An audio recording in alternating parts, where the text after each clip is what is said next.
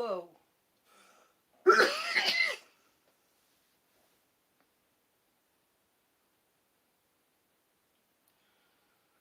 Okay, hello, Ray. Hey, girl. Hey, Anita. I'm alright. Till tomorrow.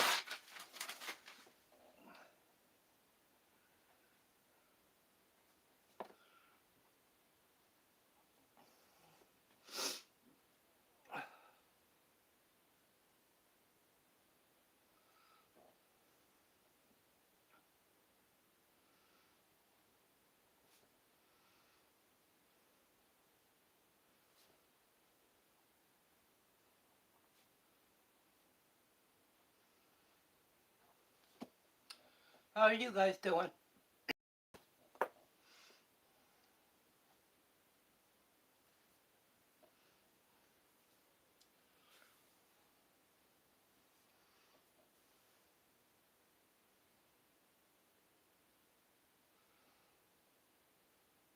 I'll try.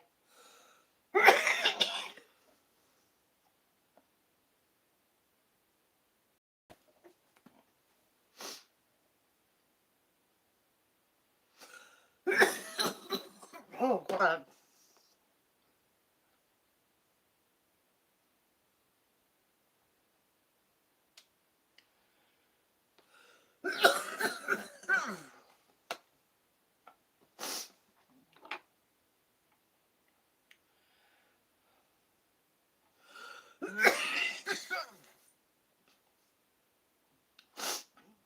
Hi, Betty. Thanks for the hearts and frogs.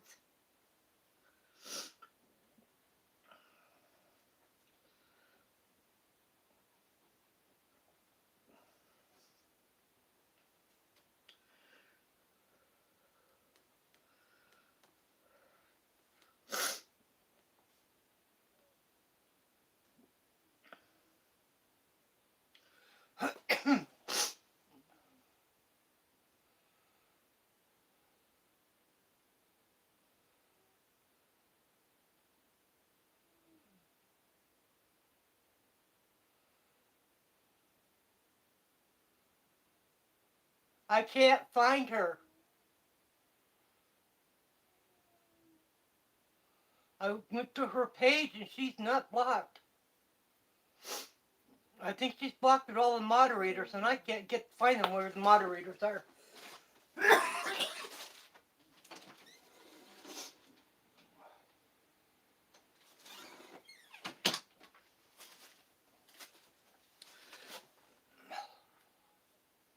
Oh, yeah, I remember. Oh, that's right.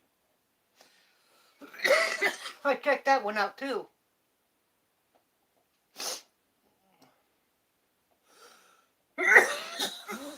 God.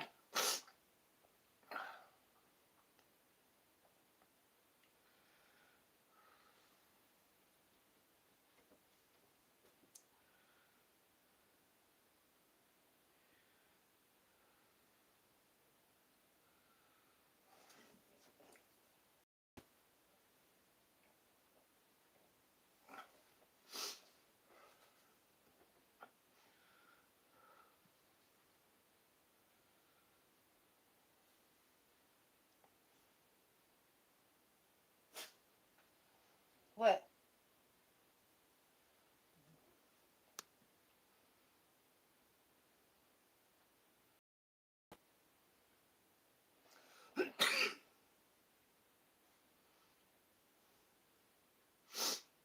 Anybody knows how Belinda's doing?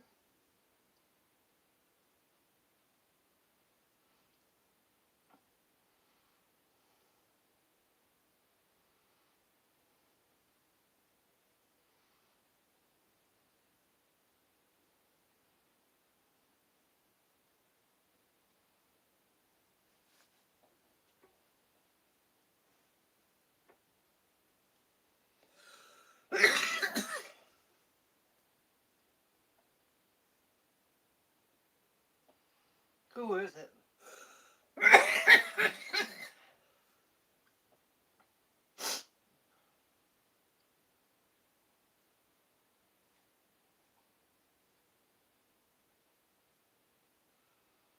Hmm. Damn it. Something is annoying me over here.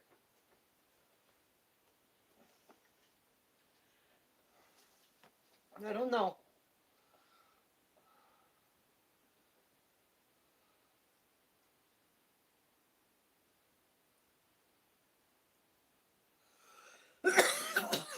Oh, okay.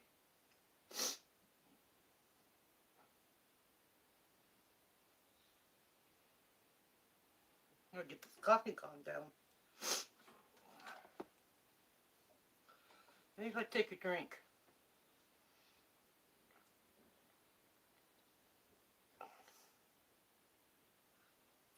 Oh, Wayne is. I thought Ron was.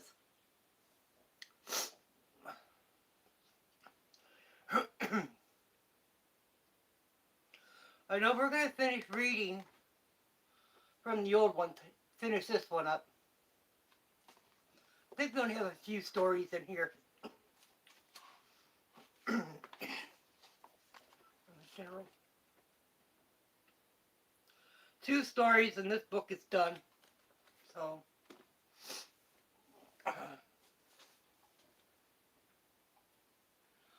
Oh, okay. You just reversed them. That's good.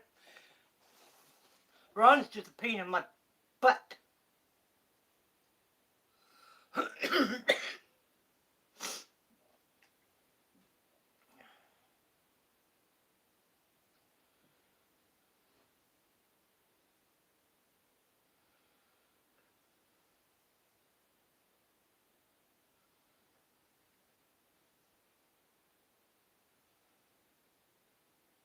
Oh.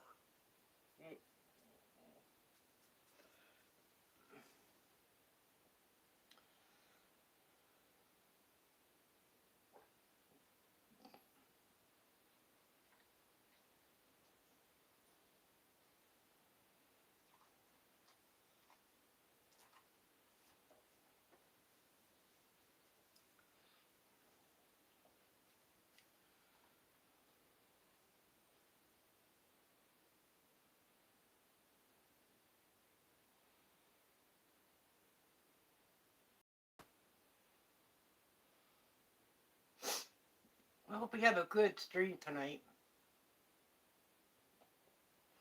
I hope I don't run out of juice. That's what we got to worry about. Juice.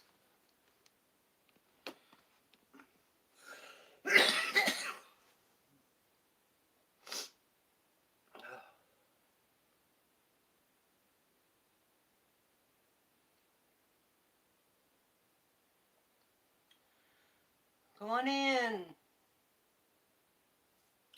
You can hit my thumbs down or my thumbs up. I love them both. Share my stream, please. Let's get some people in here.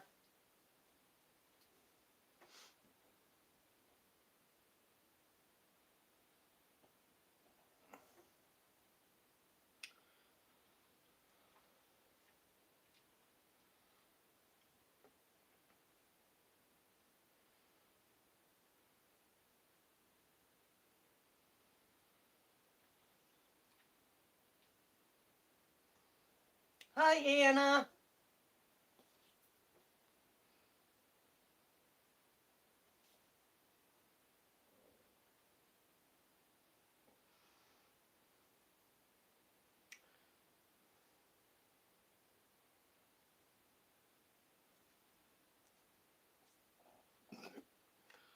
Yeah.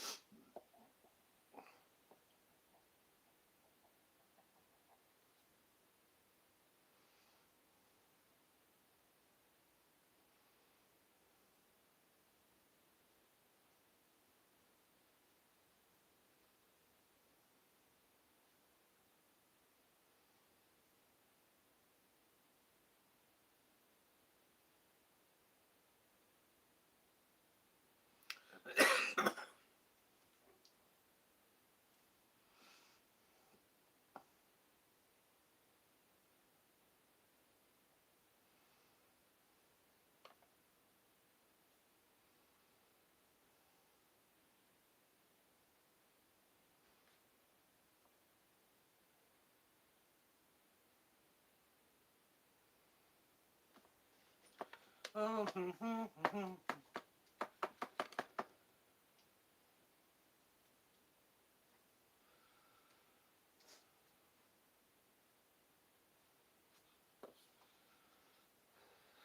well, I'll let everybody know all the books.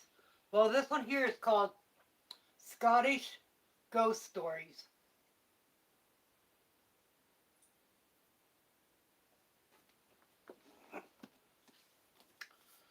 Truckers Ghost Stories.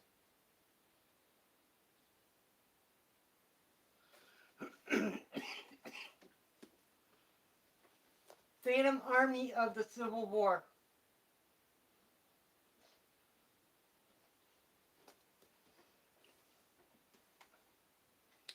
Morse Ghost Stories.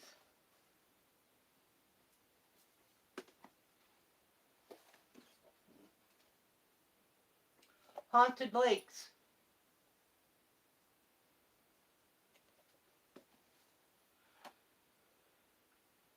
Scary stories. More tales to chill your bones. And a big book. Ghost Stories of the Old West. Of the Old West.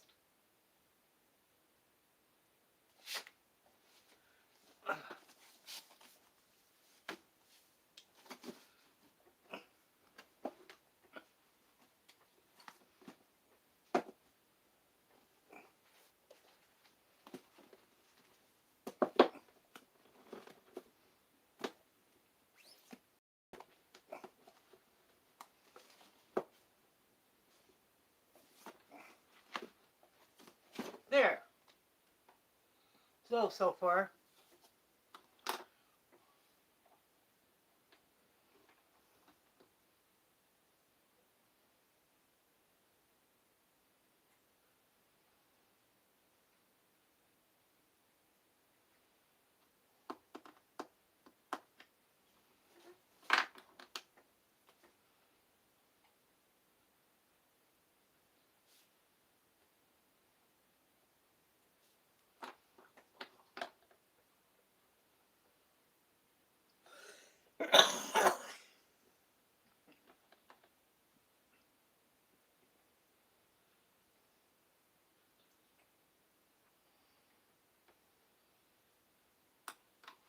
Hope I'm charging. Nope, I'm losing.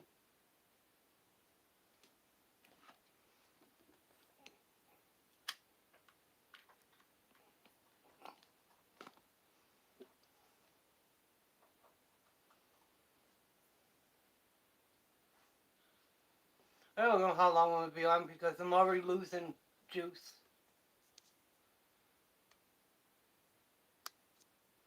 Says it's charging.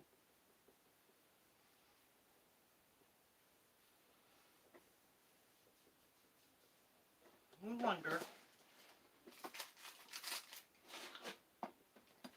if I could find a thing in that dogger.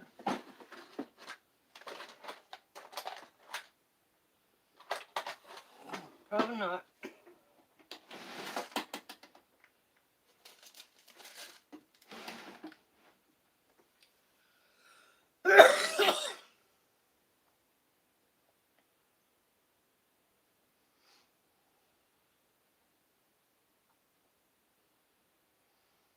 Watch for those trolls.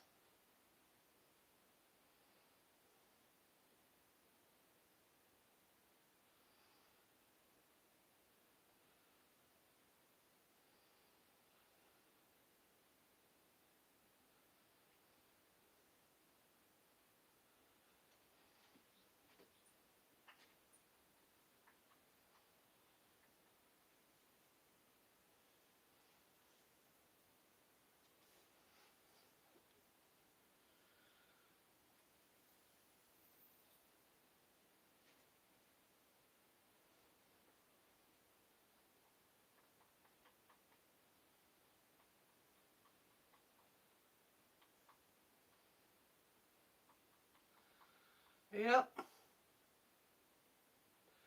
I don't know. We gotta have Linda here before I can read a story.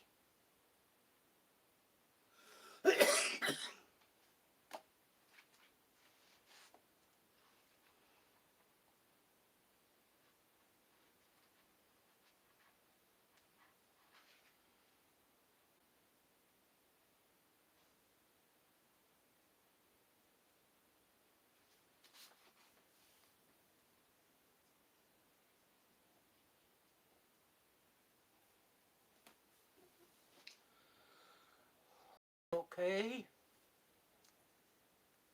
That's why I don't see anybody. Hi, Corel. Anybody else come in?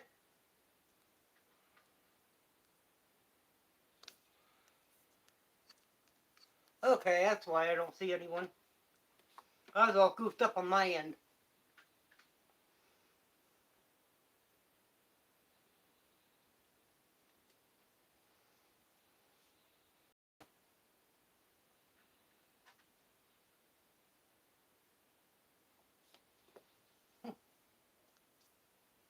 Hi, Murad.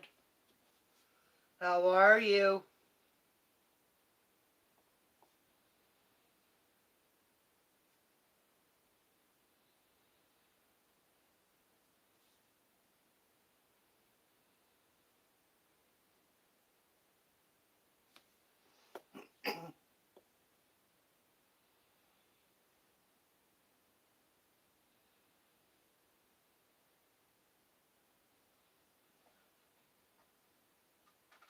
Oh, my end was all screwed up, that's why.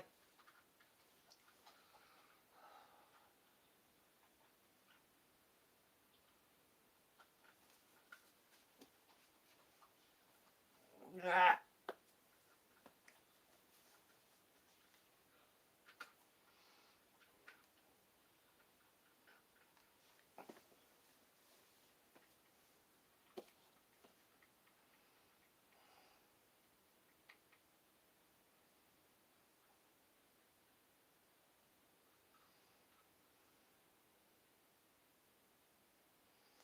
Yep, that's her new channel name.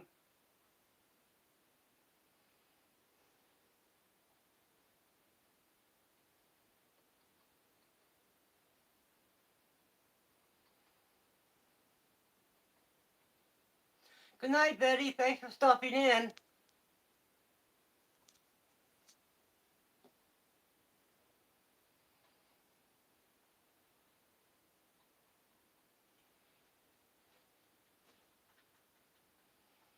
And I missed every one of her lives.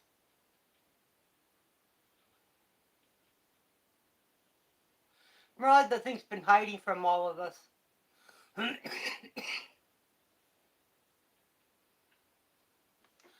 Have you done any exploring, Murad?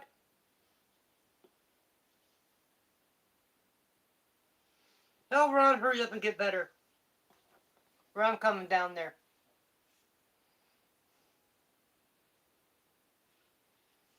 Said him being my pain in the ass, I'll be his pain in the ass. Oh, you're working a lot. That's good.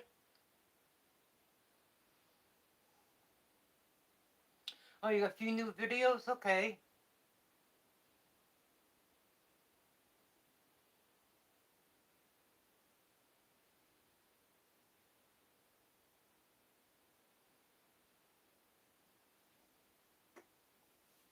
Good night.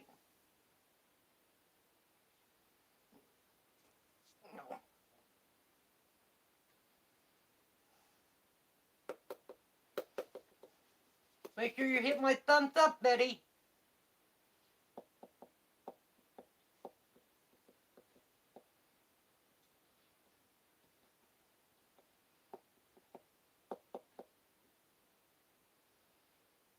Is Melinda doing a stream or something?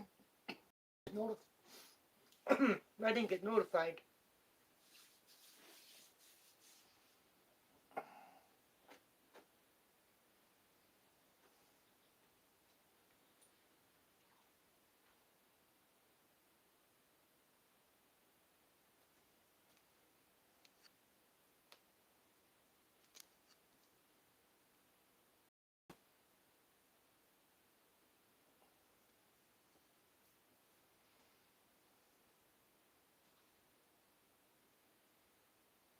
Oh, she's in the tub.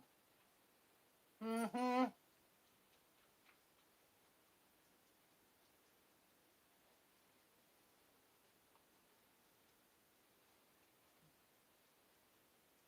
That's a good place for her. Let her relax.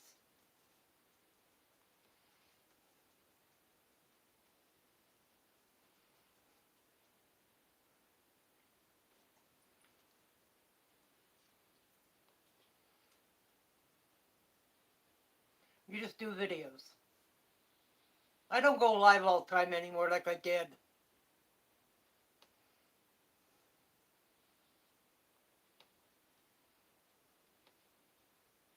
If it's nice tomorrow, I'm gonna get Dawn out of the house.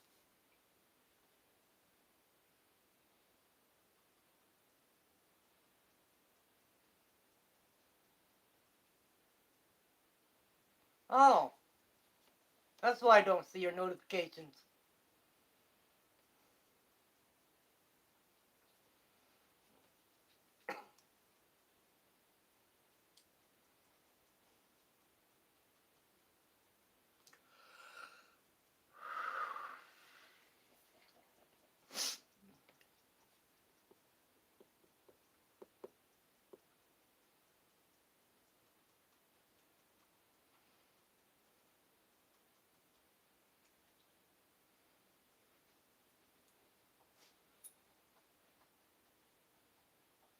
How's your babies doing? Your dolls?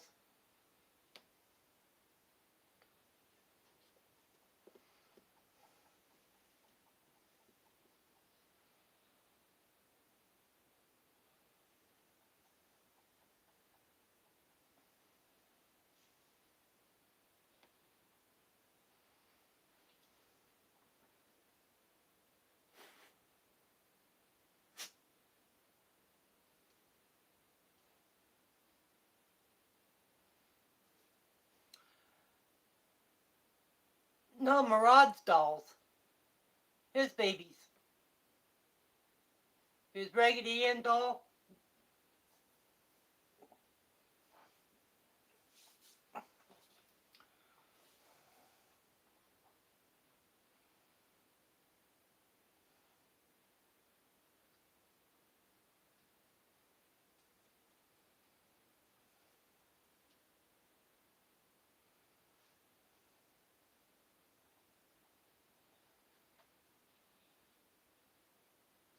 Hmm.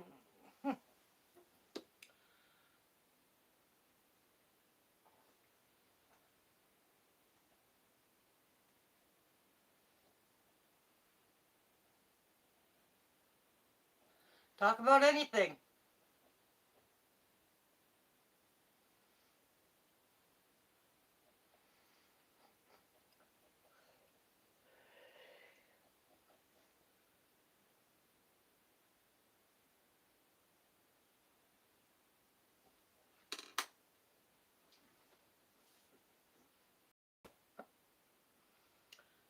So, in a few minutes here, we'll start reading stories.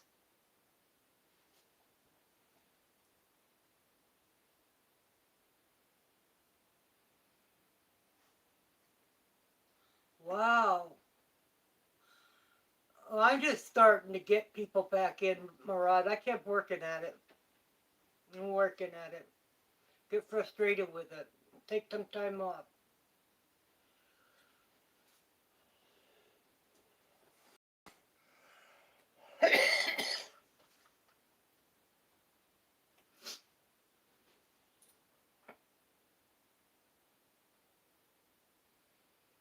Mhm.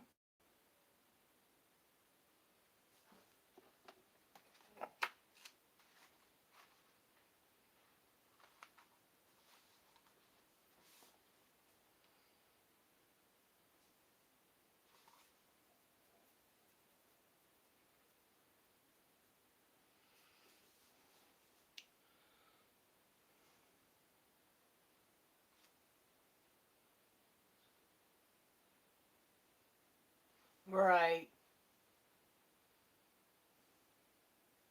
We're having 50, 60-degree weather up here, so I'm going to try to get out there. So,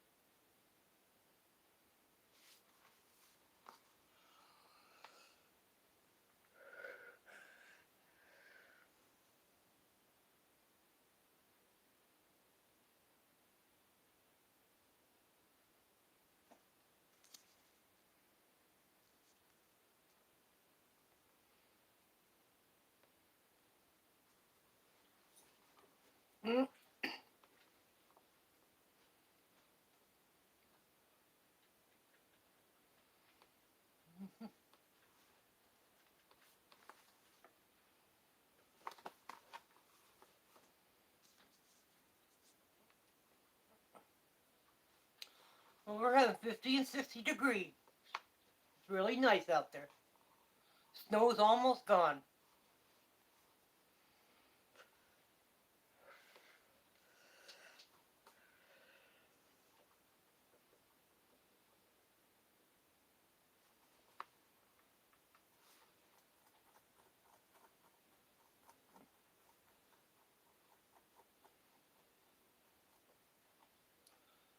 Okay, and you're in Michigan. That'd be good. I'm not too far from you. I think I'm a state. Ohio's between us.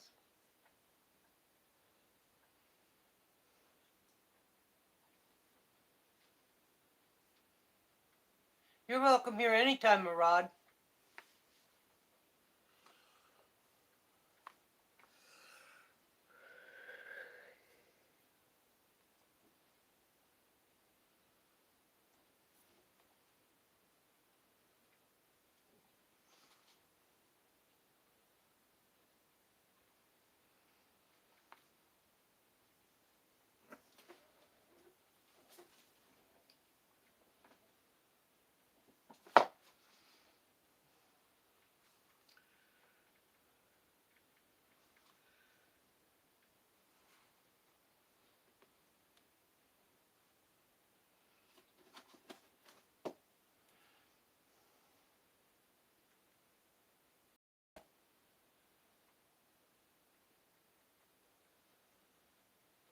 She took off on you.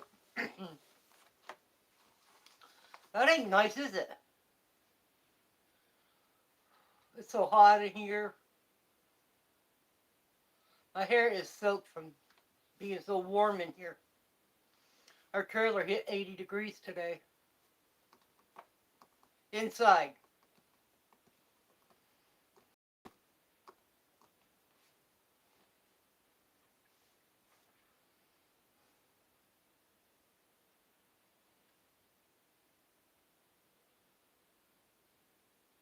Oh, it's windy. Hello, Wendy.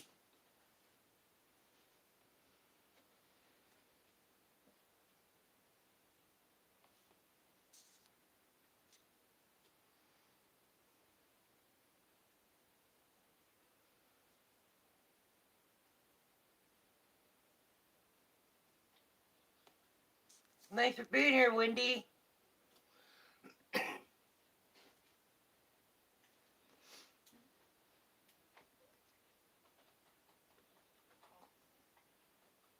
Yeah, hi, Tony. How are you doing, little Tony?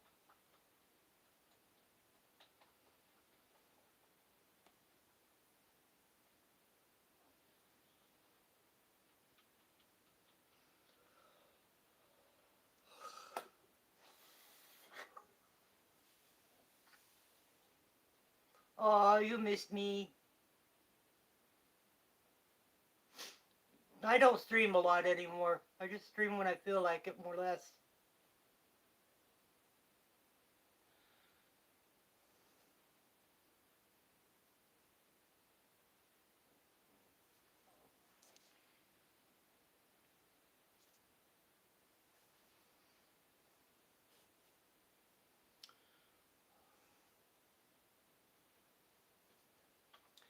Ten in the room. 9 thumbs up. That looking good. Ouch. Don't bite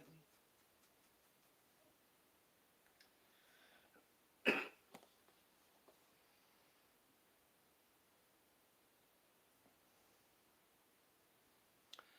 Well, you guys ready to have a story?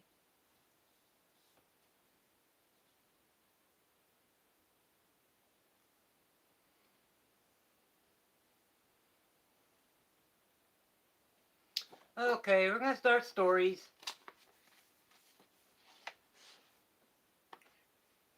Here's the first one. If you ask the average Erieite who Mad Anthony Wayne was, you're likely to get a variety of answers. Most known, he was a soldier.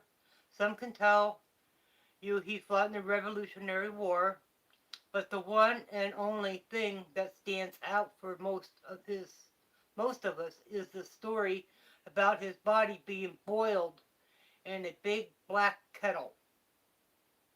It's not our fault, really. After all, even though Wayne was an outstanding military and political figure during and after the American Revolution, the only thing he did while he was in Erie was die.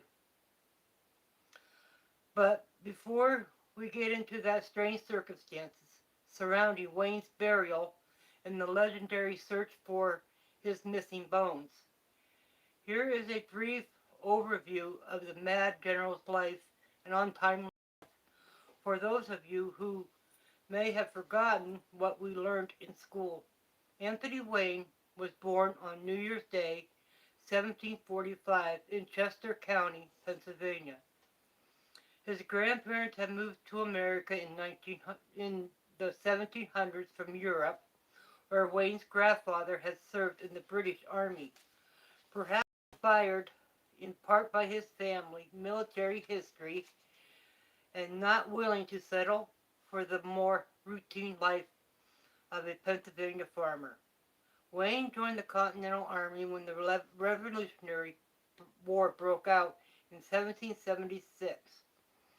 From the start, Anthony Wayne had a reputation for being a bit wild. As a general, he preferred to fight alongside his men rather than observing from afar. His impetuous nature and seemingly reckless behavior on the battlefield soon earned him the nickname Mad Anthony, a moniker that stuck with him throughout his career. Despite his outward appearance, however, Wayne was actually a thoughtful and well-organized commander. Each military action was carefully planned, and Wayne paid great attention to the comfort of his men.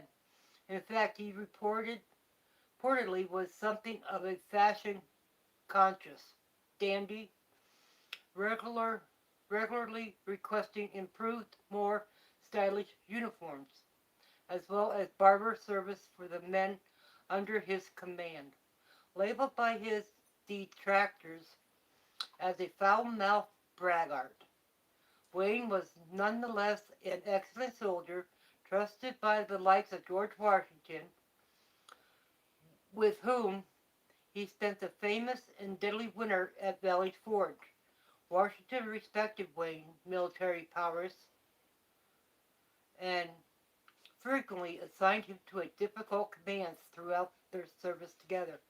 After the Revolutionary War was over, Anthony Wayne went on to victories in the conflict between the United States Army and the Native American tribes who were fighting to keep their homeland. Probably the most well-known of these was the Battle of Fallen Timbers in Ohio, where Wayne's victory led the way to a significant treaty with the Native Americans and allowed for further expansion of settlers to the west. Off the battlefield, General Wayne was known for his flamboyant personality and his taste for the company of beautiful women. Although married with two children, Margarita and Isaac, Wayne was said to have been generally unsuccessful as a family man, spending most of his time in the pursuit of politics and military ambitions. When stationed in Detroit in 1796, General Wayne decided to move his command east to Pittsburgh, Pennsylvania. He planned to travel by boat from Detroit to Presque Isle, Pennsylvania, then south to Pittsburgh from there. The trip was unfortunately interrupted when Wayne was bedridden with a severe case of gout, an illness from which he had suffered periodically throughout his life. Wayne's ship made it to Presque Isle in mid-November 1796, very ill by that time. Wayne was moved from the boat to the Presque Isle blockhouse, where he waited the arrival of a physician who had been summoned from Detroit. However, his condition grew rapidly worse, and by the time the doctor arrived, it was too late. General Mad Anthony Wayne died on December 15th, 1796, at the age of 51. Anthony Wayne was buried the next day beneath a flagpole near the blockhouse where he died, at what was then Fort Presque Isle. A simple stone carved with the Wayne's initials was placed on the grave. In 1809, the citizens of Chester County, seeking to honor General Wayne's memory, requested that his remains be returned for reburial in the family's plot. Wayne's son Isaac agreed to make the trip to Erie to arrange for the exhumation, digging up his body, digging up his dad's father's body, I can't say that word for if I wanted. Of his father's body, When Isaac arrived in Erie, he spoke with Dr. J.C. Wallace and explained what needed to be done. Dr. Wallace agreed to prepare the general's body, which he believed would be severely decomposed for the journey back to Chester County.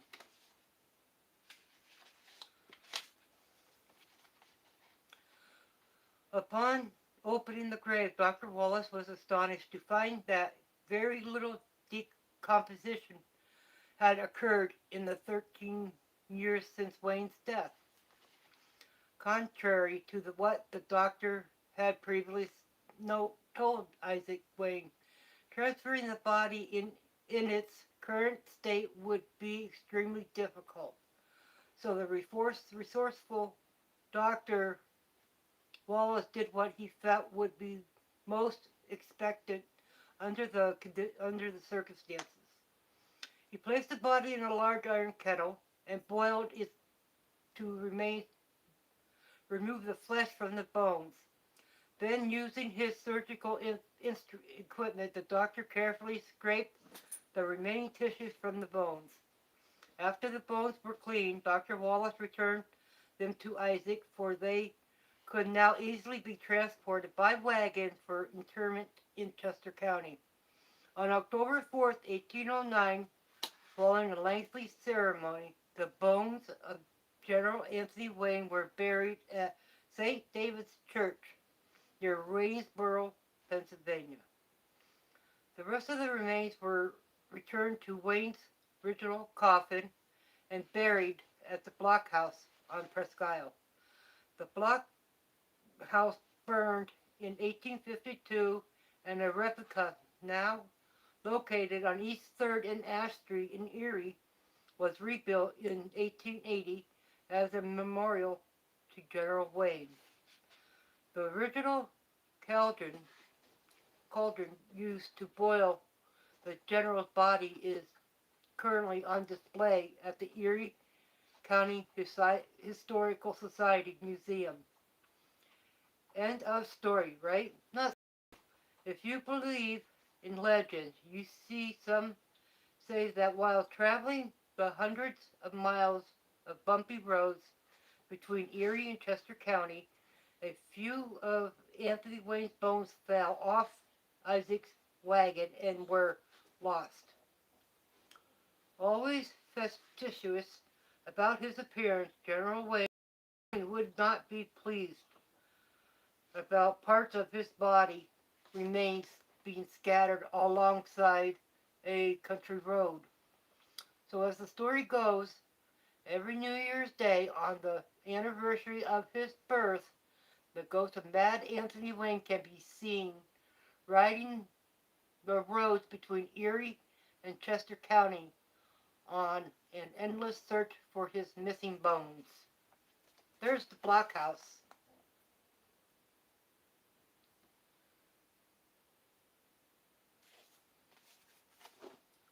Hello, Mason.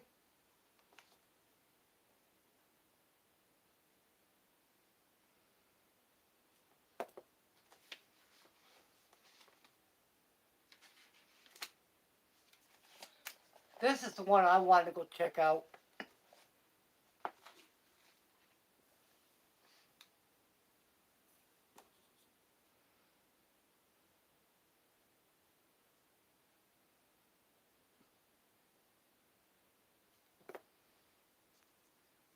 I'm doing okay.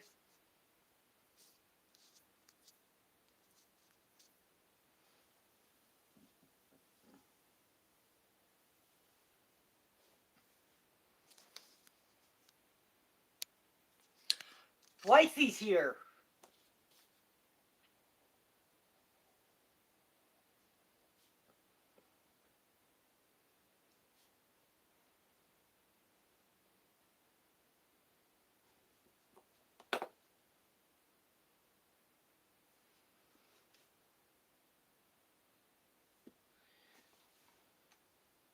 Wendy's here. What'd you do? Change your name?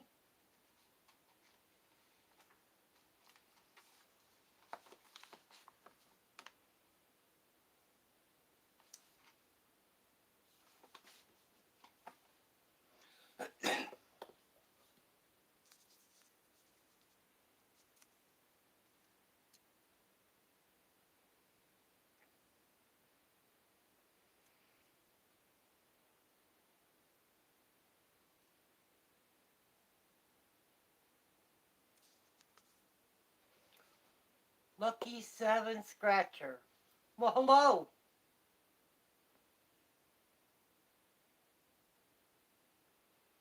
Nice for you to be able to come and join my stream. It's story time. Most of the time it's going to be story time.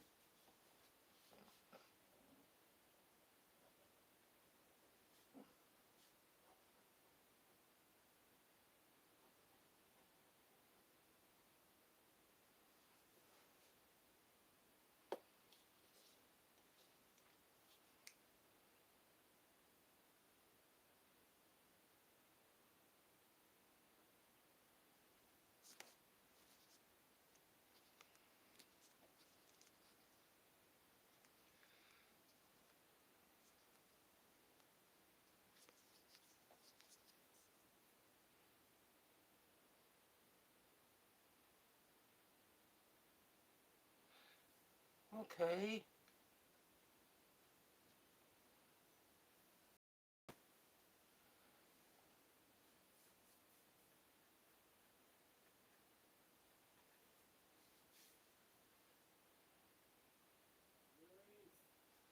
I gotta see what Don wants. I'll be right back. I'm coming. Yeah.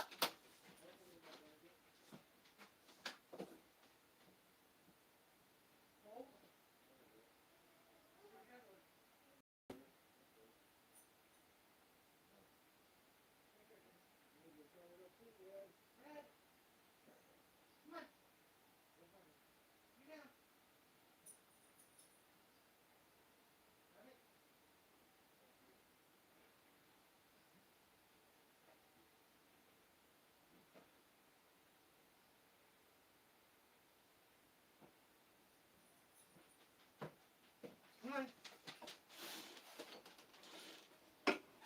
Whoops. There's the Play-Doh.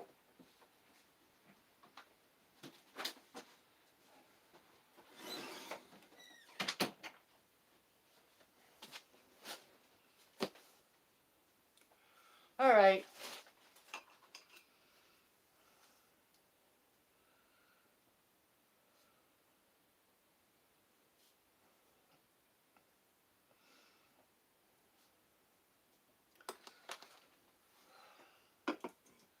Hi, Jan.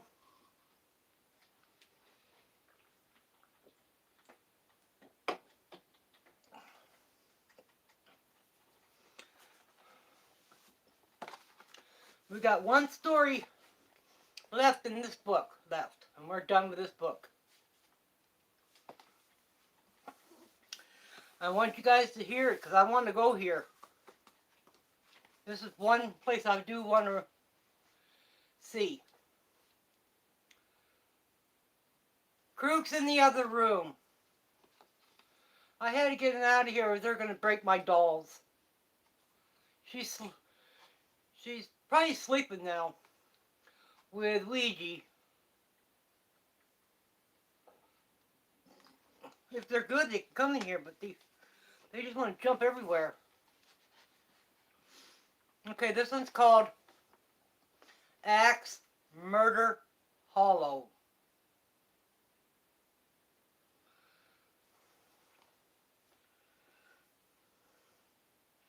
And it has that one word in here, that street in town. I can't say. Okay, here we go.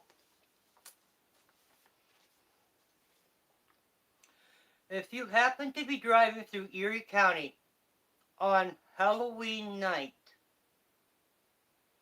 be careful to avoid turning down Thomas Road in Mill Creek Township. This rural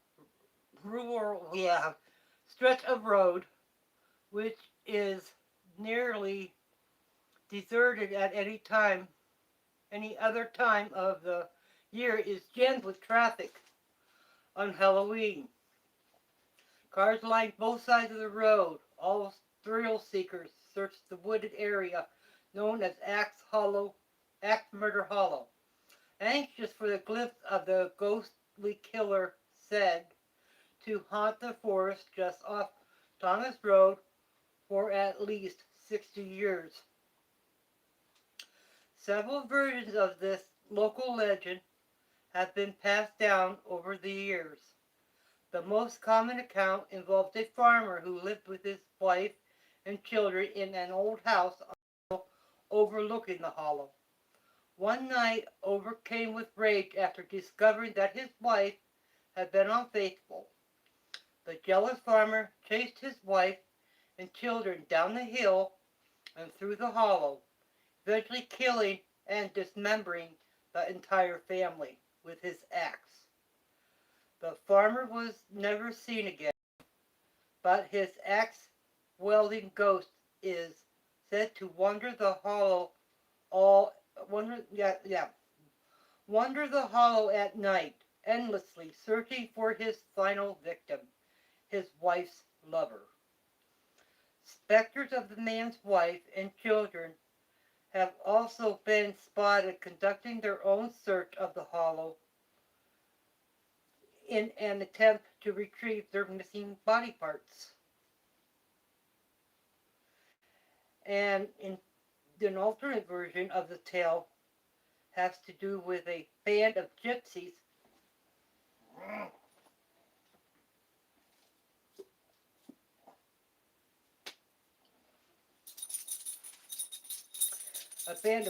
who traveling through Mill Creek Township when they decided to camp in the hollow for the night.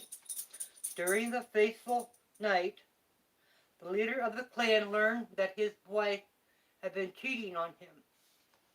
Reportedly, the man immediately cut off his wife's head with an axe, then hid the head in a nearby Weiss Library building located on the corner of Thomas and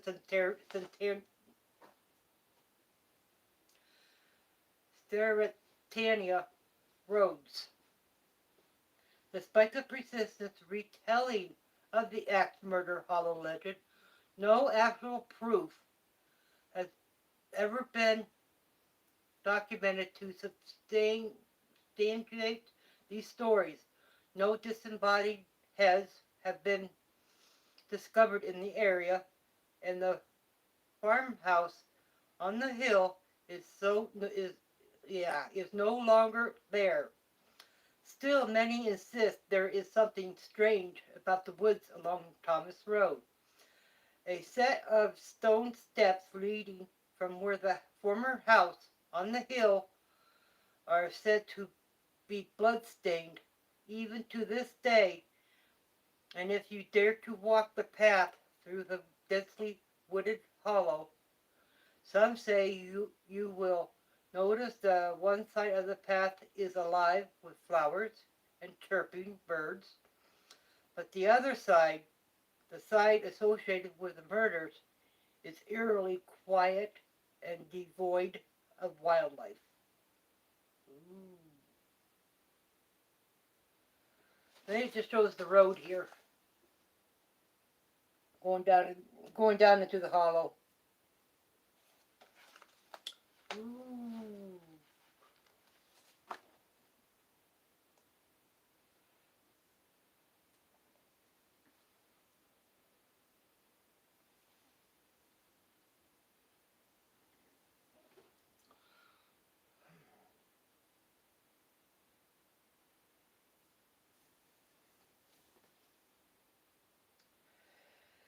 Yep.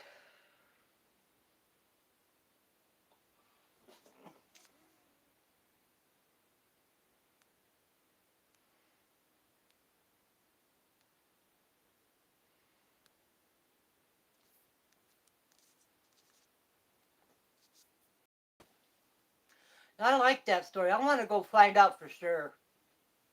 I don't think I really want to go Halloween night because there could be so many people there.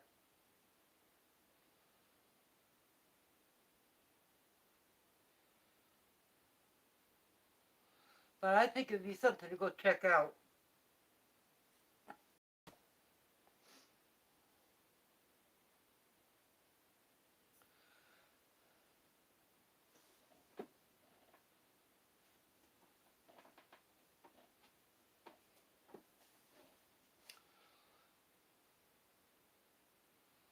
Salem? Well, that'd be something.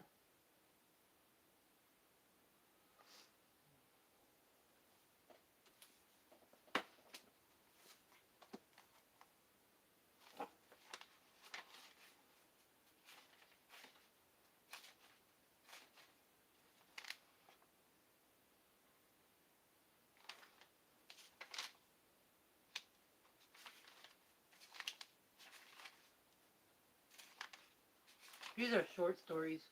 Yeah, those are short ones.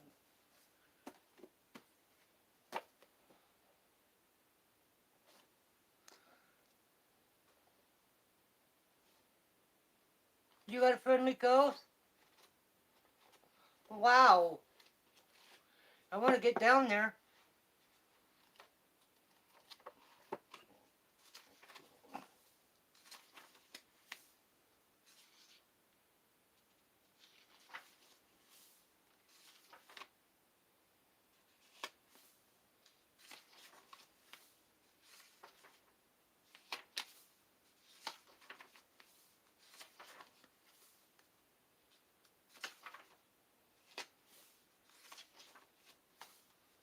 These are chapters, and they have like paragraph stories about this one place. It's about lighthouses.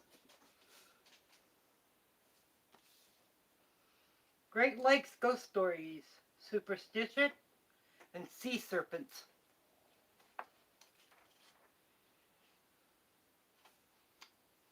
You have haunted lighthouses.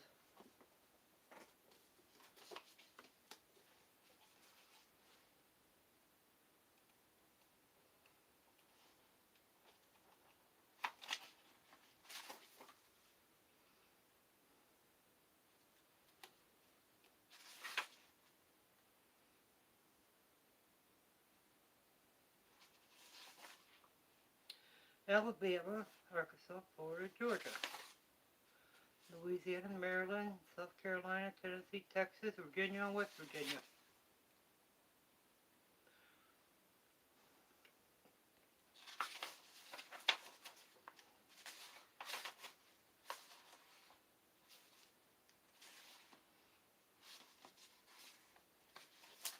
Okay, the new books are like the Phantom Army of the Civil War,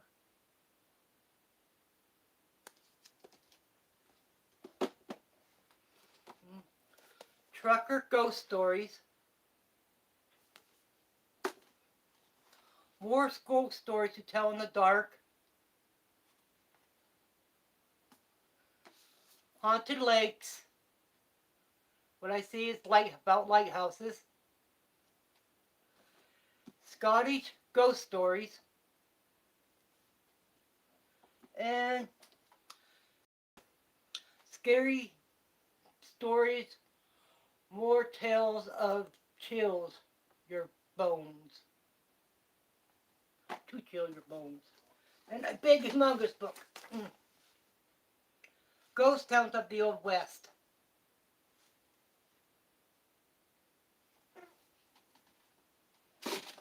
Yeah, I've been reading on here.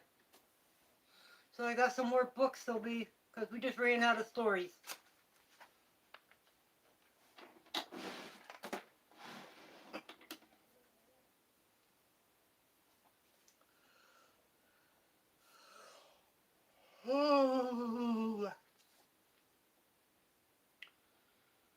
So how's everybody doing so far?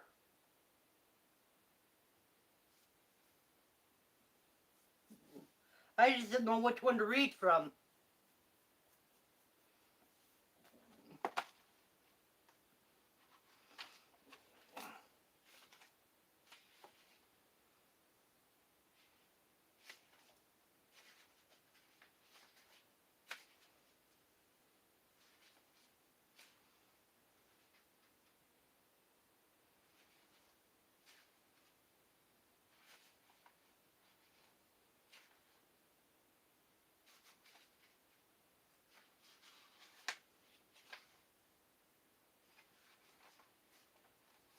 Um,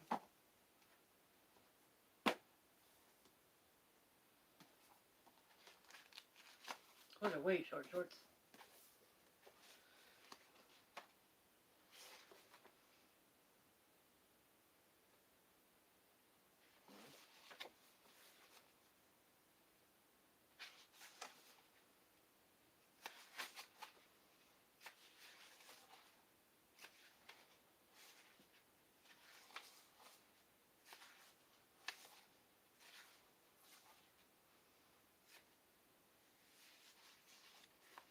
Tony the Rock fan.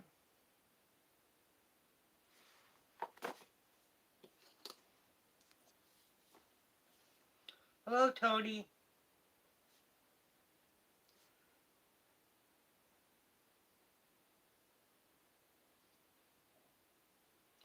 How are you tonight?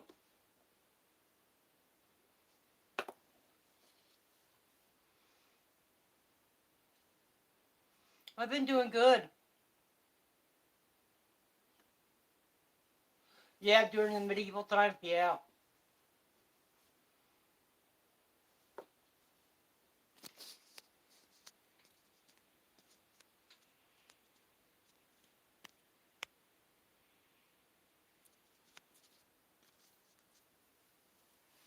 Um.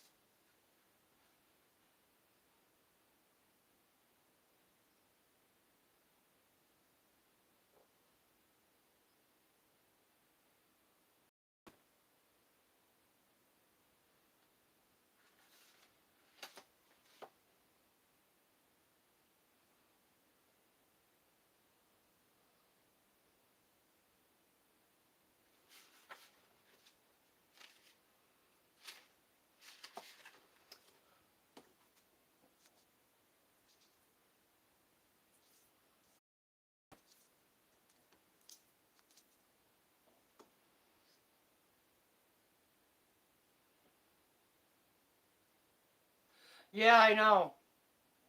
I love that show. That show never wears me out to watch. Well, I just got the whole TV series of Raymond Loves Everybody. Everybody loves Raymond. I got the whole TV series. I just watched it all. I never laughed so hard in my life. I like him. Well, what are you going to read? Okay, Scottish Ghost Stories. I ain't going to do this one because these are short ones here. Haunted Lake House.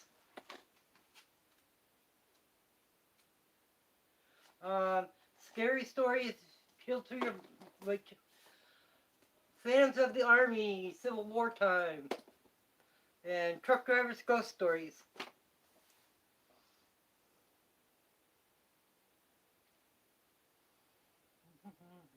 Write down what you want me to read.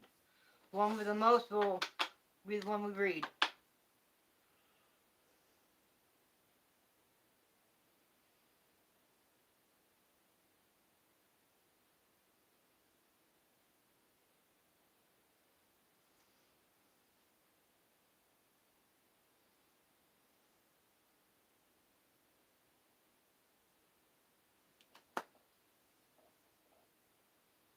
No suggestions?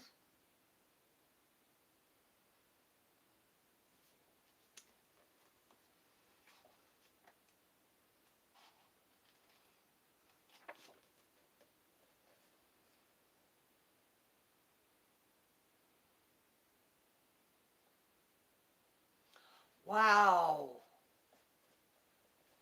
That's weird. Scary.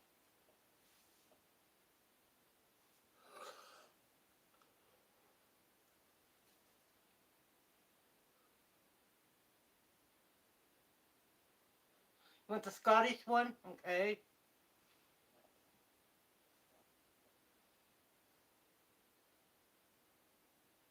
Anybody else? Okay. I guess we're going to go with the Scottish one. We're going to do, let's see.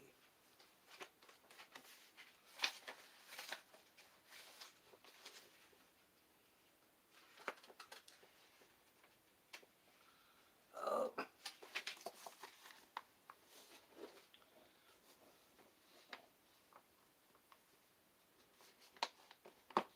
Okay, here we go. The first one is called Thomas the Rhymer. Traditional. It's under it. Thomas Rhymer and I don't know. I'm going to try to say these town names, but I don't know if they're going to work out. Ursildone, widely immortalized as Thomas the Rhymer, is credited with having written a first piece of verse known to exist in the English language. It was also held to be a prophet of remarkable skill, and his pronouncements were much sought after he nobility and peasantry alike, the latter nicknaming him True Thomas. He lived for the greater part of his life in a tower, still standing in Earlston, and from there gave out his thoughts of both the future of individuals and on national events. It was also been suggested that Thomas was a minstrel, but this story may well have arisen in later years through the misspelling of his name. Rymor being a comparatively common name in Berkshire. None of the less, his whole life is enveloped in mysteries. Many Scottish writers and chroniclers have referral to him. Notable Sir Walter Scott, who included a ballad about him in his Minstrelsy of the Scottish border. Thomas owned a valley not far from Earlstown known as Rymer's Glen, and according to one biographer, spent many of his happiest times in this place with its association with a shadowy past. Several stories of Thomas' life are in existence, but this anonymous piece, which is probably several hundred years old, seem to me to best conjure up the mystique of one of the Scotland's first great fantasy figures. Never going to the story.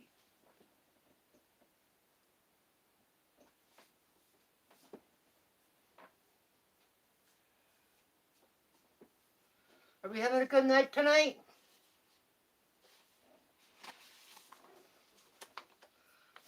Thomas of Ursuladown in Lauderdale called the Rhymer on account of his producing a poetical romance on the subject of Tristram and Iseult,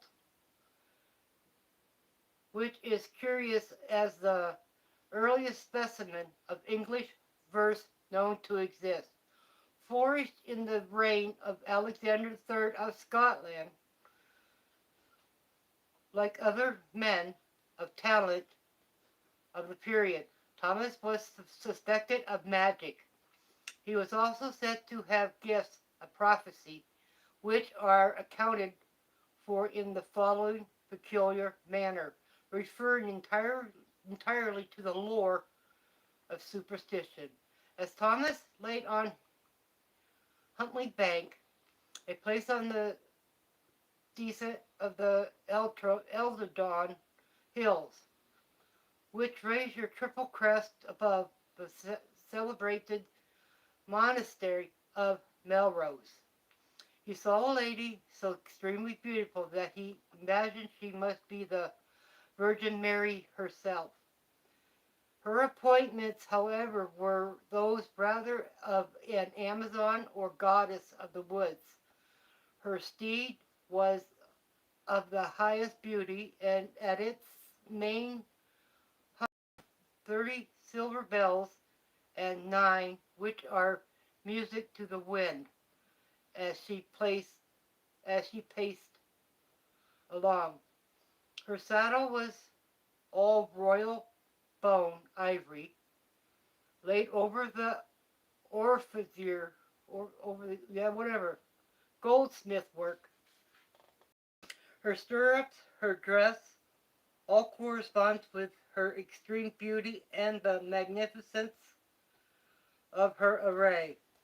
The fair huntress had her bow in hand and her arrow at her belt. She led 3 greyhounds in a leash, and 3 ratchets or hounds of scent followed her closely. She rejected and disclaimed the homage which Thomas desires to pay her, so that passes from one extremity to the other. Thomas became as bold as he had at first been humble. The lady warned him he must become her slave if he wishes to prosecute his suit.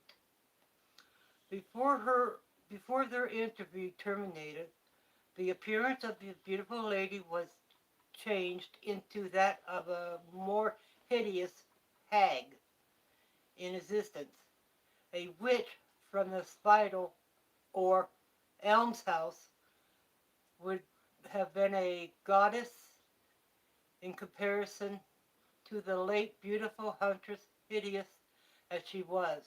Thomas felt that he had placed himself in the power of this hag, and when she bade him to take leave of the sun and all that leaves that grew on the trees, he felt himself under the necessity of obeying her. A cavern received them, in which, following his frightful guide, he for 3 days traveled in darkness, sometimes hearing the booming of a distant ocean, sometimes subterranean path. At length they emerged into daylight in a most beautiful orchard. Hmm. Thomas almost fainted for wanting of food, stretched out his hands toward the goodly fruit which hung around him, but was forbidden by his conductress, who informed him that these were the fatal apples which were the cause of the fall of man. He perceived also that his guide had no sooner entered this mysterious ground and breathed in magic air than she was revived in beauty, equipage, and splendor on fair or fairer. Then he had first seen her on the mountains. She then proceeded to explain to him the character of the country. Yonder right hand path, she says, conveys the spirits of the belts of paradise. Yon downward and well-worn ways lead sinful souls to the of everlasting punishment. The third road, by yonder's dark break, conduct to the milder place of pain, from which prayer and mass may release offenders. But see you yet a fourth road, sweeping along the plains, yonder splendid castles.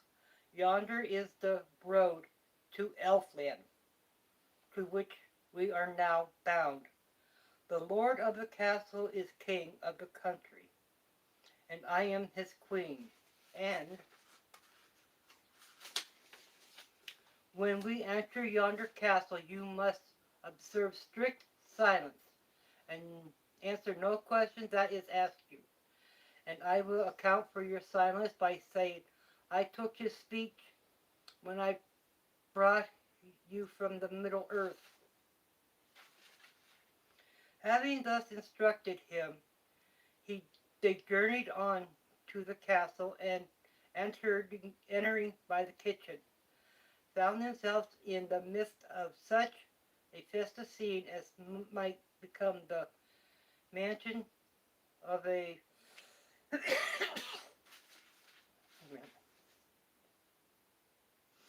mansion of a great feudal lord or prince. Hmm. Having thus instructed him, they journeyed onto the castle and entered by the kitchen. Oh, just a scene. Okay.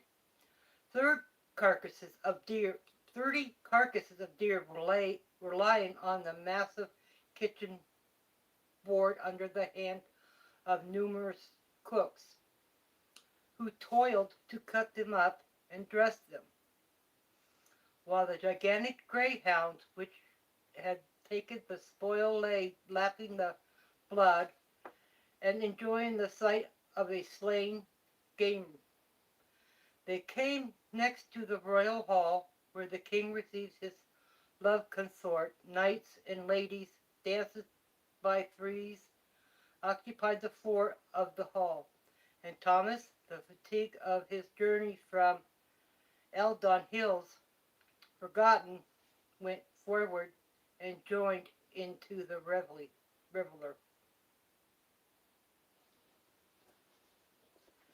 After a period, however, which seemed to him a very short one, the queen spoke with him apart and bade him prepare to return to his own country. Now, said the queen, how long think you that you have been here? Sir, fair lady, answered Thomas, not above these 7 days. You are deceived, answered the queen. You have been 7 years in this castle, and it is full time you were gone. No, Thomas, that was Archfiend. Archfiend will come to this castle tomorrow to demand his tribute. And so handsome a man as you will attract his eyes, for all the world would I not suffer you to be portrayed to such a fate. Therefore, up and let us be going. This terrible news reconciled Thomas to his departure from Elfin, Elfinland. Elfinland. Okay. And the queen was not long in placing him upon Huntley Banks, where the birds were singing. She too leaves of him, and to ensure his reputation bestowed on him, the tongue would could the tongue which could not lie. Thomas is vain objects to this inconvenient involuntary adhesion to veracities, which would make him, as he thought, unfit for church or for market, for king's court or for ladies' bowers, yeah. But all his remonstrances were disregarded by the lady, and Thomas the Rhymer, whenever the discourse turned on the future, gained the credit of a prophet, whether he would or not, for he could not, for he could say nothing but what was sure to come to pass. Thomas remained several years in his own tower near Erpingham, and enjoyed the fame of his predictions, several of which are current among the country people to this day. At length, as, a, as the prophet was entering, the Earl of March is his dwelling. A cry of astonishment arose in the village, and the appearance of a hart and hind, which left the forest and, contrary to their shy nature, came quietly onward. Traversing the village toward the dwelling of Thomas, the prophet instantly rose from the board and, acknowledging the prodigy, prodigy of the summons of his fate, he accomplished the heart into the forest, and though occasionally seen by individuals to whom he has chosen to show himself, he has never again mixed familiarities similar in with mankind. Hmm. Hmm.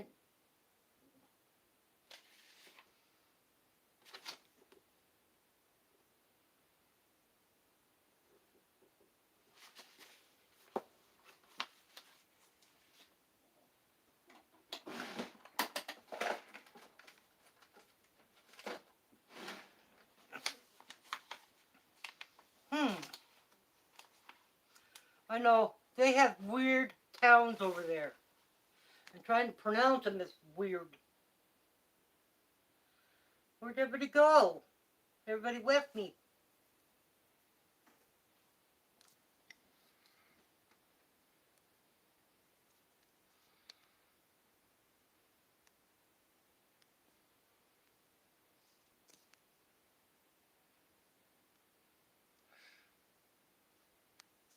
My Wendy. I didn't understand. I'm gonna sit down and read that one myself again. I don't know if he was daydreaming or what. Or he had a spell put on him. I don't know. It was confusing for me.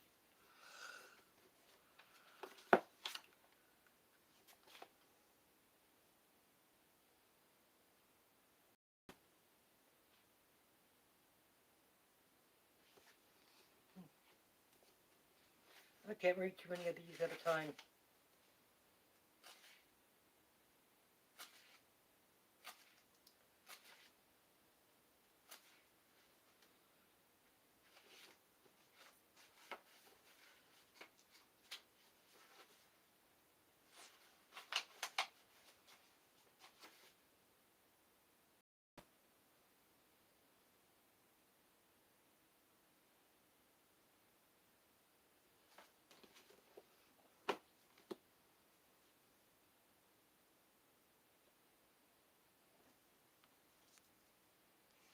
I gotta go take some pills. I gotta get up early. I gotta be up by 7. Sounds like a spell? Could have been.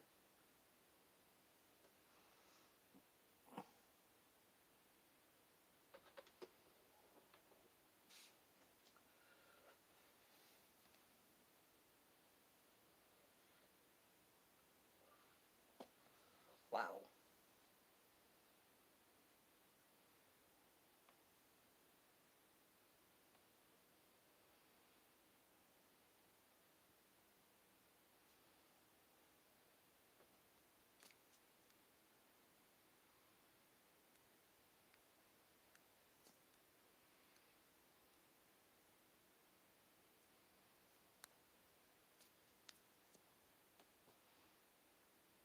I don't read that good. I couldn't even understand some of the words. I couldn't say them.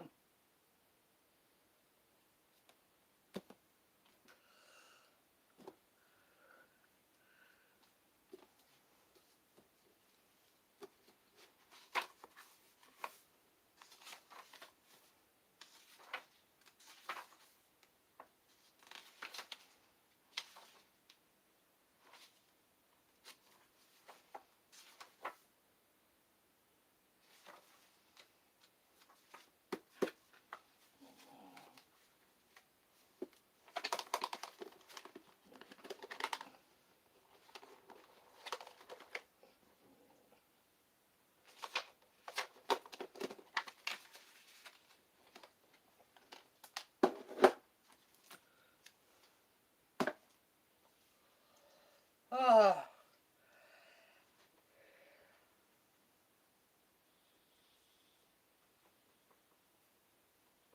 I know it's so wet and yucky.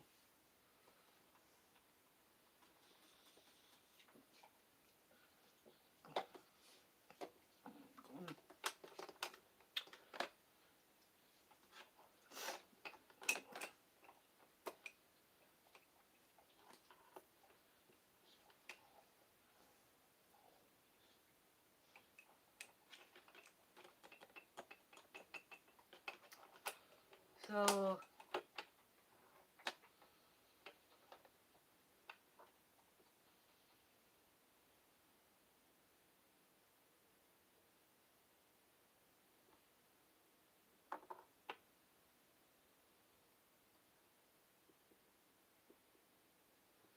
so,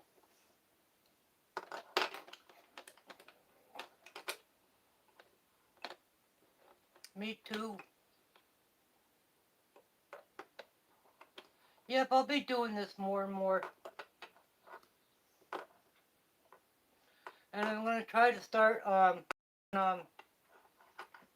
cemeteries and stuff. Find some place to go investigate.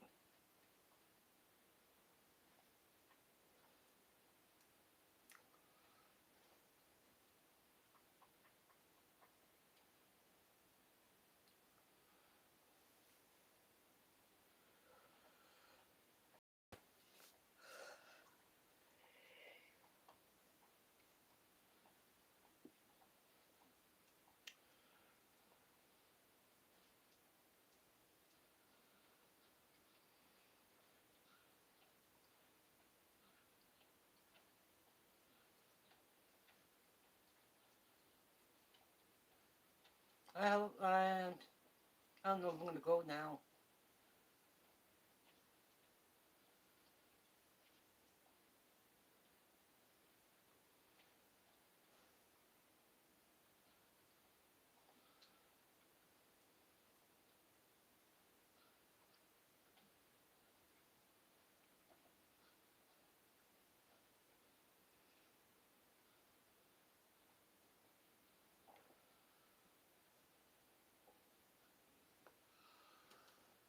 Ugh.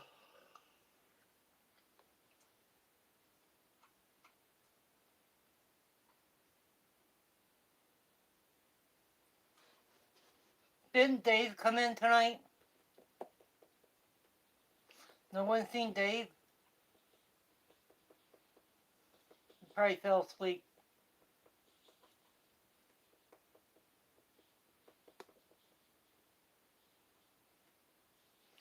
You got us all back, too. Alright, thank you. You have a great night, too.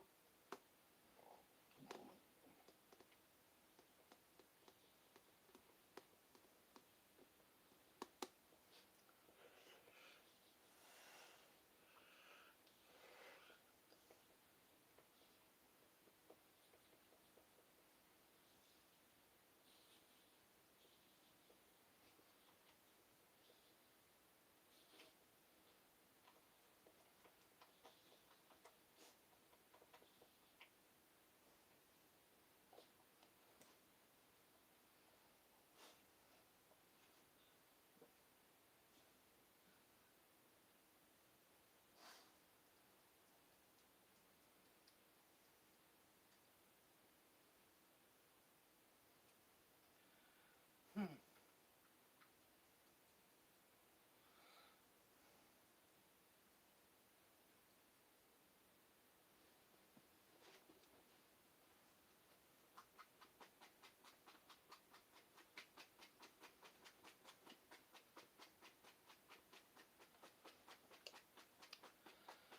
So, you're still here. Who else is still here? Anita's still here.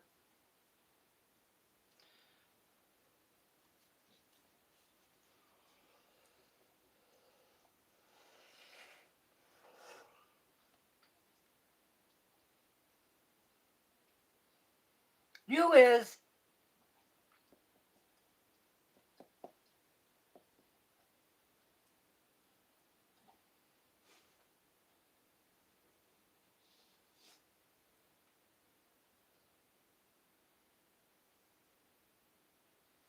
So, looking for your spirit stuff. Oh, your stuff you packed. You better find it.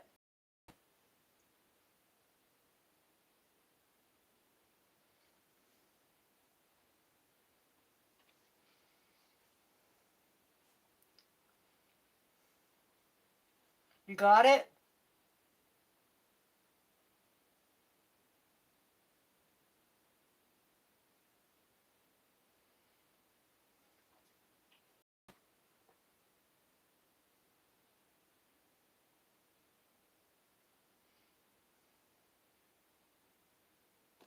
She got it. She found it. Yay! Give her a thumbs up, everybody.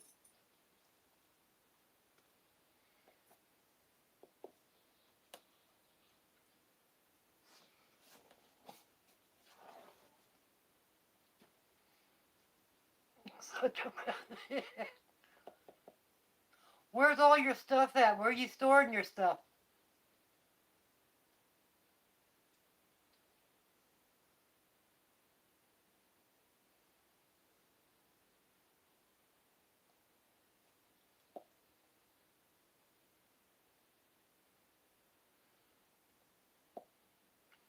Storage unit?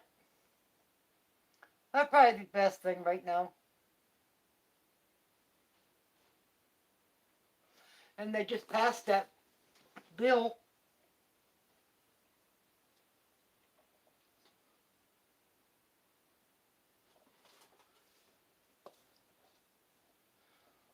I hope you got your clothes, your bathroom stuff.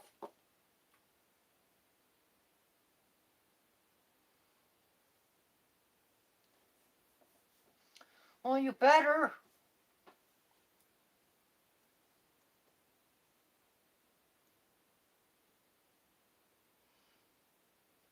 I was trying to be nice.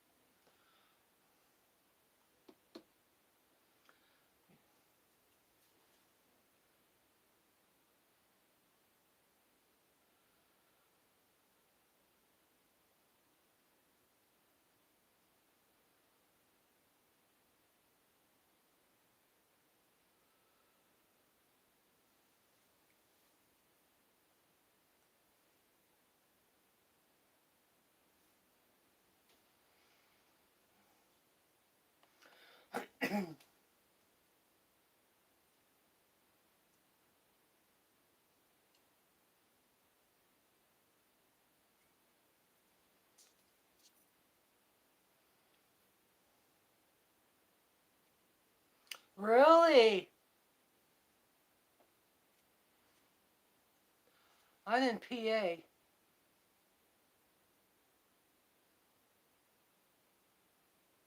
That'd be neat to do a cereal box there.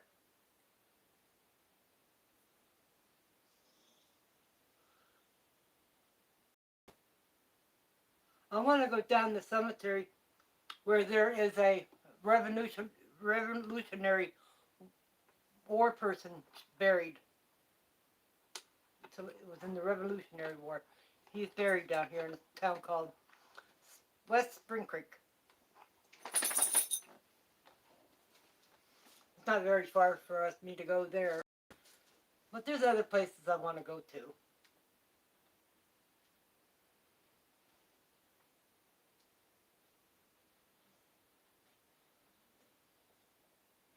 Boy, someone was mean. I wonder who did that.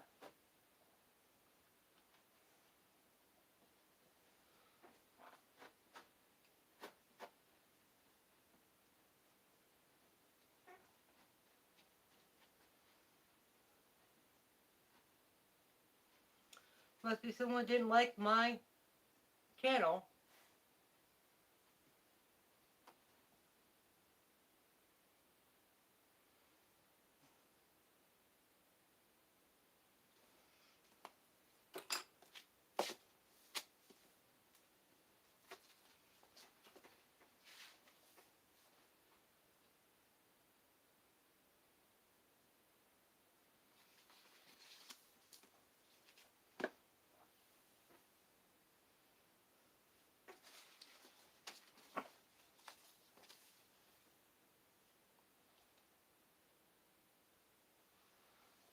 Oh,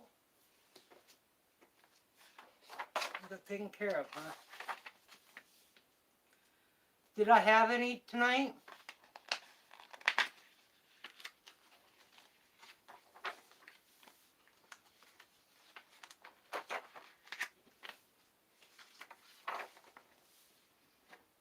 Oh, one. Good job.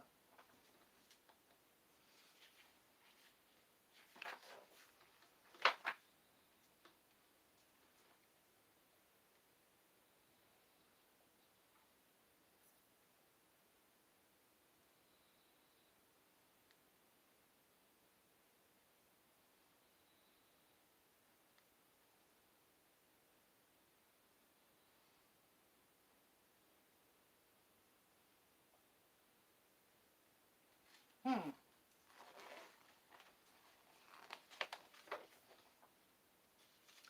Trying to find out how this is. Oh my God, it's gorgeous. These old buildings out there in the Rocky Mountains. And I live in the Appalachians.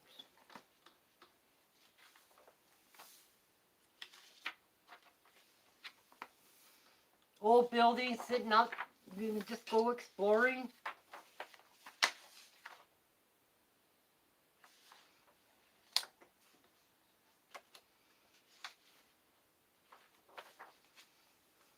Hmm. A lot of pictures in this one to see. That's the big one.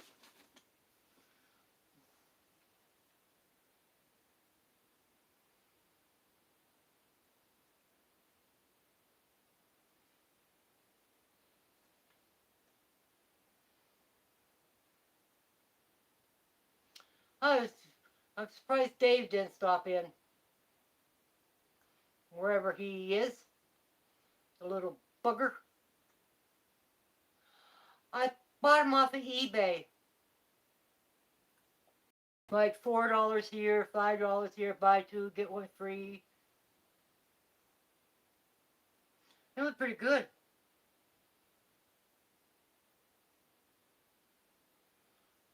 It wasn't bad pricing. That all there came to about, well, $5, about $35 for all those.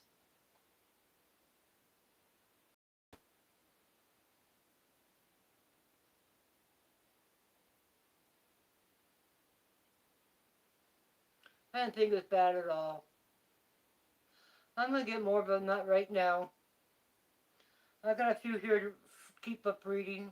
Like you said, one day we'll do it together on a stream. You read a story and I'll read a story, you know.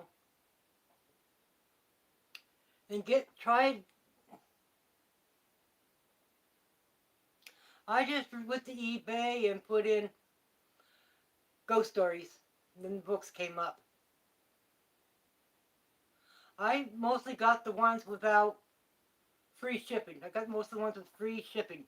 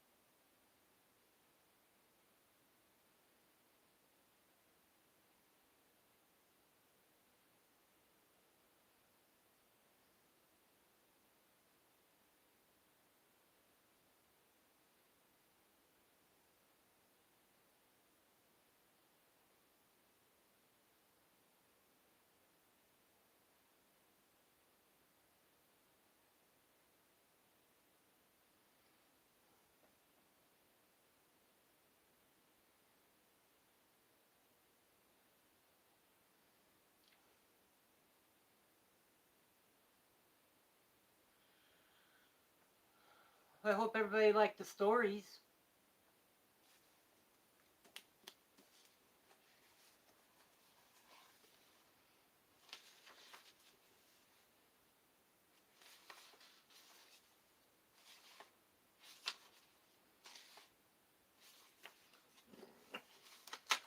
If I come live tomorrow, I'm going to read a story called If Ghost Could Kill.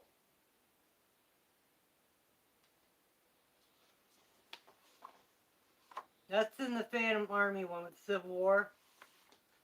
This one here is down in Alabama. Where did he say he's from? Tony?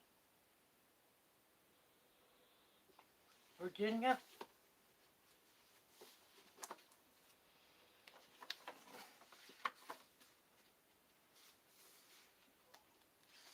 Tony's still here.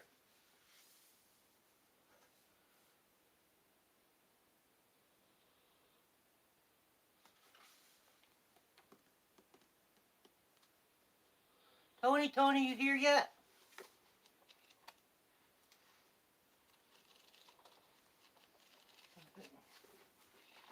Look, he told you left. If I see him, I'll ask him. No, you know Pennsylvania ones. And you're from, Anita, you're from Michigan? Nope, not from Michigan. I'm from New York.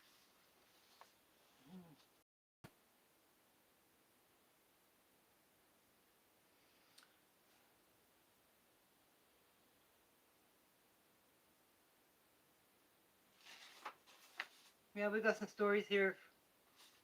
Alabama's is first state. The Ghost Could Kill, The Ghost Who Graduated, The Uneasy Dead of Fort Mims, The Haunted Capitol, The Face in the Courthouse Window. Everybody's weaving. You're supposed to weave. You're supposed to stay.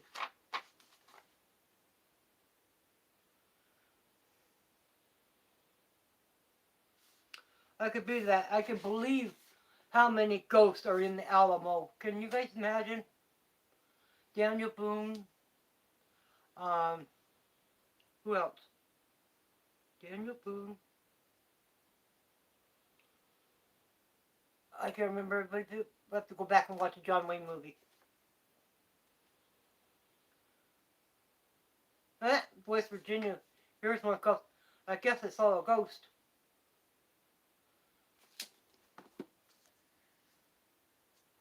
I think they all left too. I hope you do check it out, Anita. I didn't think it was bad pricing.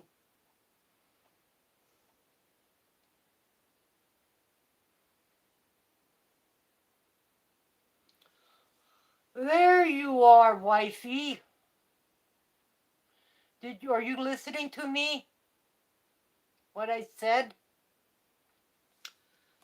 We're going to read a story out of the Ghost Army of the Civil War tomorrow. The Scottish one, we're going to kind of go back and forth. We're going to go back and forth between these two. If we get tired of these two, we'll pick up another one. When are you streaming again? Anita? Next stream?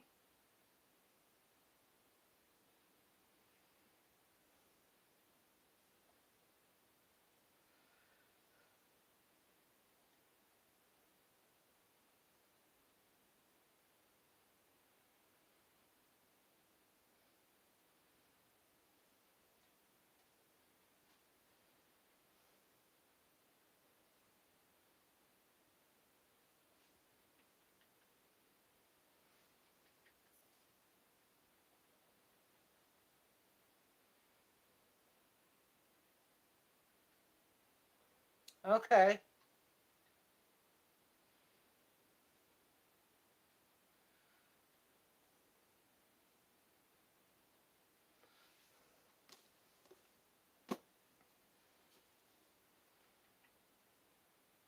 Saturday night? Okay. That'd be good. Ray's still here.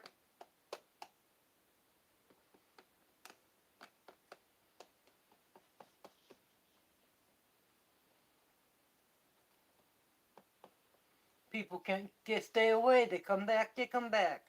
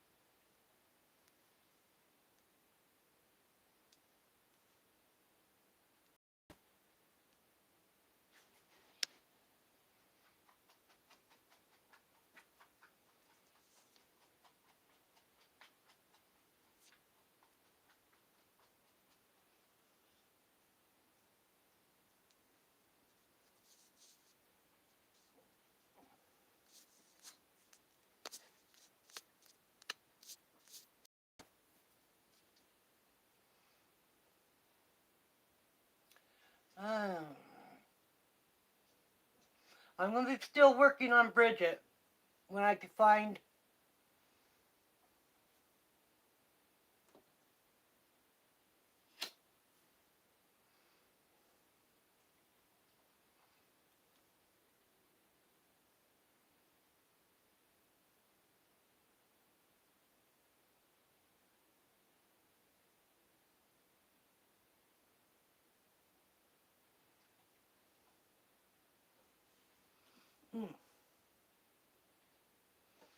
I suppose. So I'm going to get off here and so that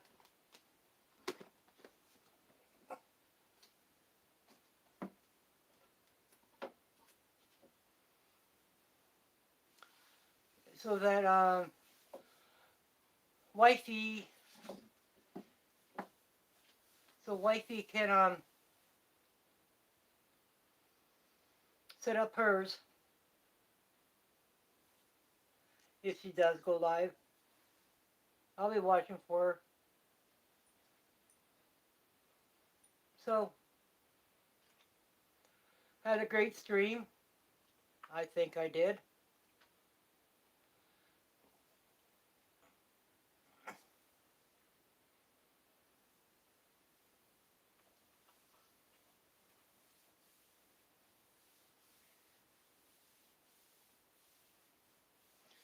Good night, everyone. I'll see you in Belinda's stream as she goes live. Night, Ray. Night, Belinda.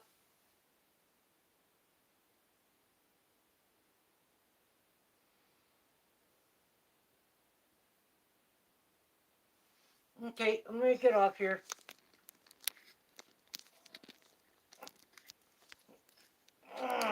No, I can't get it off. There it goes. Got it.